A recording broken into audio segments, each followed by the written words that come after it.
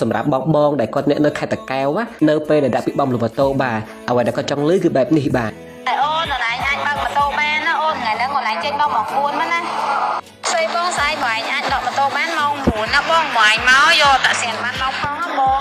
ស្អីអូននិយាយថាម៉ោង4អូនឯងអាចមកបើកម៉ូតូបានណាអូនម៉ោង4ថ្ងៃហ្នឹងណាហើយឃើញថាមួយរយៈធំហ្នឹងបងប្អូនតាគ្នាគឺថាហាងលម៉ូតូឆេហ៊ីគឺថាបានជួយដល់បងគាត់ធ្វើការរោងចក្របងប្អូនតាគ្នាដែលគាត់ឲ្យម៉ូតូជិះចឹងណាគឺថាហាងបានជួយសម្រួលគាត់ឲ្យជាប់ឆ្លៃមែនទែនបងប្អូនតាគ្នាដូចជាបងគាត់នៅធ្វើការរោងចក្រម្ដងផ្សារត្រាំកក់ម្ដងរោងចក្រអេតចាយរោងចក្រអង្គការរោងចក្រលេបូរោងចក្រស្លាគូចឹងណាឃើញថាគាត់ឲ្យម៉ូតូជិះឲ្យធ្វើការយ៉ាងទៅបងប្អូនតាគ្នាឲ្យពេលថ្ងៃសៅរ៍អាទិត្យឡើងទៅគាត់ចង់ដើរលេងចឹងគាត់ការដែរ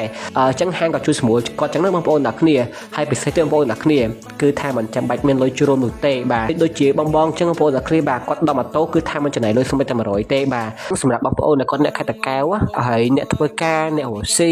ជាពិសេសគឺថាបងគាត់អ្នកធ្វើការរោងចក្រម្ដុំសាំងតសោមម្ដុំរោងចក្រអង្គការរោងចក្រសាទាំងកក់រោងចក្រអេតចាយរោងចក្រឲ្យស្លាគូឬក៏រោងចក្រឲ្យកលេបាទីនៅម្ដុំឲ្យ